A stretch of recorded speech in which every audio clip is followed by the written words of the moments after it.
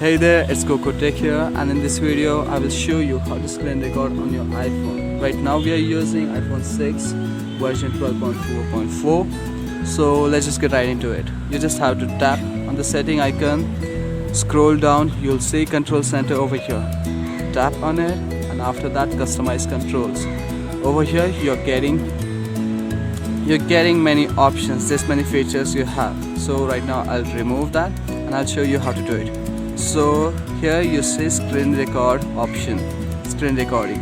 So you just have to add it, and then you'll see it on the top, and it will be included in this panel. So if you just scroll up, you will see this icon of screen recording over here. And now how to screen record? You just have to scroll up, tap over screen record icon, and there you go, your screen recording has started. And how to stop it?